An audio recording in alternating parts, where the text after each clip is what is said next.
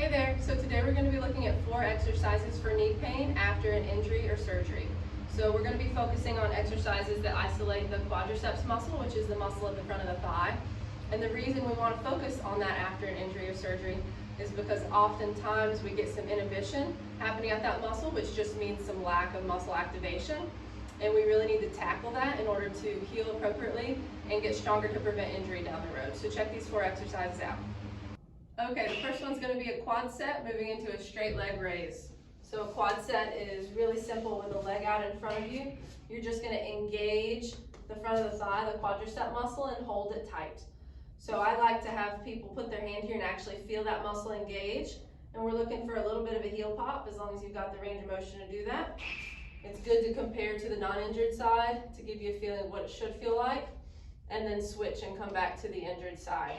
So as long as that feels tolerable, what you want to do is go ahead and engage that quad again, the quad set, and raise the leg up. So this is the straight leg raise portion. Okay, the focus is on allowing that knee to stay locked and not getting any quad lag. So we want to keep that leg locked out straight fully the whole time, thinking about the front of the thigh. Next one is a wall sit. So I'm going to start off with my back and my hips all the way against the wall and walk my feet out in front. And I can start up pretty high on this one if the injury is pretty acute. Start up here in a nice pain-free range so that way we get some non-threatening stimulus to the leg and the muscle. And then as I can sustain that for 30 seconds to a minute with no problem, you want to start working into a deeper range. And then ideally, as you get better and better, you want to come down to about 90 degrees and be able to hold this. So right now I'm working on a banded TKE, or terminal knee extension exercise. Band right behind the knee, locking it out, feeling that quad contract, and then slowly unlocking it.